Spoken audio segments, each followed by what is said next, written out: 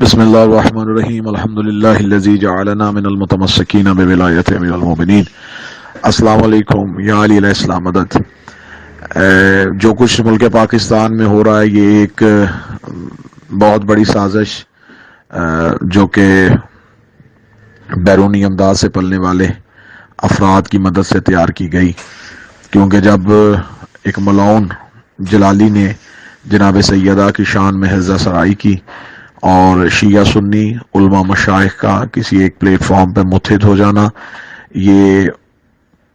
ملک دشمن عناصر کو اور سعودی عرب کی ایما پہ پلنے والی طاقتوں کو یہ بالکل ناگوار گزرا۔ انہی حالات میں سعودیہ سے ایک مخصوص طیارے کا اسلام آباد میں لینڈ کرنا اور طاہرہ شرفی کا سعودی عرب جانا اور اسے ایک مخصوص ٹاسک دے کے وہاں سے بھیجنا، اس کے بعد اس کا یہاں پہ آنا، مختلف لوگوں سے ملاقاتیں کرنا اور مذہبی کریک ڈاؤن کی تیاری کرنا، یہ سب کچھ ایام عزا سے پہلے اس لیے ممکن نہیں تھا کہ شیعہ محرم کے ایام میں سڑکوں پہ آئیں گے اور شاید کہیں یہ جلوس احتجاج میں نہ بدل جائے، لہذا یہ سب کچھ ہونا باقی تھا، جس حوالے سے میرے اوپر محرم سے پہلے ہی مختلف جگہوں کو بین کر دیا گیا، پابندی لگا دی گئی، اور پھر اس قدر عرصہ حیات کو تنگ کر دیا گیا کہ گجرانوالہ بغیر کسی متنازع گفتگو کے مجلس پہ پابندی لگا دی گئی، گجرات پابندی لگا دی گئی، سیالکوٹ پابندی لگا دی گئی، اور اسلام آباد کے اس ہجوم کو دیکھ کے حقائق کو توڑ مروڑ کے ویڈیو کو ایڈٹ کر کے چیزوں کو بالکل برعکس پیش کر کے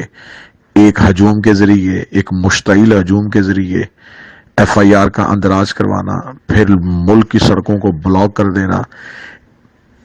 پھر اس کے بعد اب ذاکرین کی بلا جواز گرفتاریاں اور ان پہ جو ایف آئی آر کاٹی جا رہی ہیں، ان پہ جو الزامات ہیں وہ انتہائی مضحکہ خیز الزامات ہیں، یعنی کہ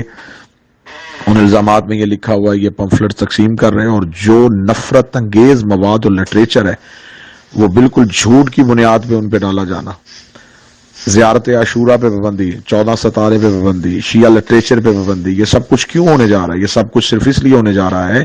کہ ملک پاکستان عرصہ دراز کے بعد فرقہ واریت کی ہوا سے نکل کے ایک بہت خاص سمت کی طرف چل رہا تھا،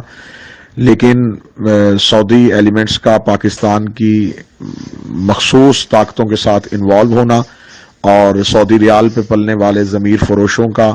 سعودی طاقتوں کے اشاروں پہ ناچنے والوں کا متحد ہو جانا، یہ سب فسادی فتنہ گر ٹولہ یہ بالکل ایسے ہی جمع ہو چکا ہے جیسے کہ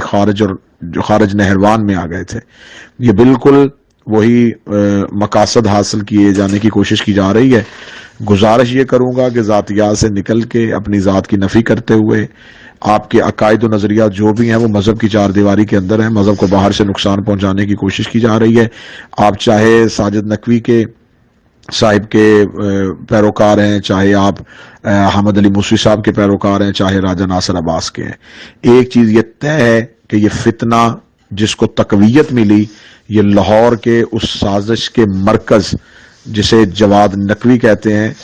اس کی طرف سے گٹھ جوڑ، اس کی طرف سے میٹنگز، اس کی طرف سے لسٹوں کا فراہم ہونا، اس کی طرف سے تحریک تحفظ تشیع پاکستان کا رجسٹر ہونا، اور پھر ملک کے طول و عرض میں اس کا فتنہ پھیلانا، ذاکرین کے پرانے کلپس کو نکال کے عوام تک پہنچانا،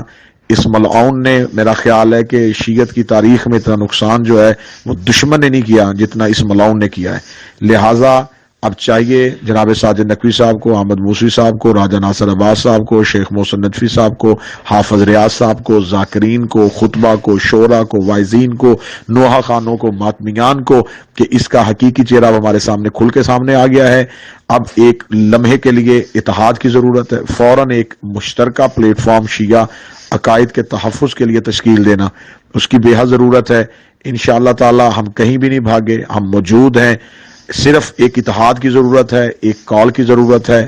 ایک احتجاج، ایک کال کسی بھی یہاں سے دی جائے گی، ہم لبیک کہتے ہوئے وہاں پہ موجود ہوں گے۔ جناب سیدہ کا واسطہ یہ وقت اگر ہم نے خاموشی سے گزار دیا تو آنے والی نسلوں کے ہم مجرم بن جائیں گے، یہ لمحات اگر ہم نے بالکل خاموشی سے گزار دیے تو زمانہ ہمیں بھول جائے گا۔ یہ وقت استقامت کا ہے، مہربانی فرمائیں آپس کے اختلافات کو ختم کر کے ایک پیج پہ آ کے ایک اتحاد کے ساتھ اس آواز کو اٹھایا جائے۔ السلام علیکم یا آل مدد۔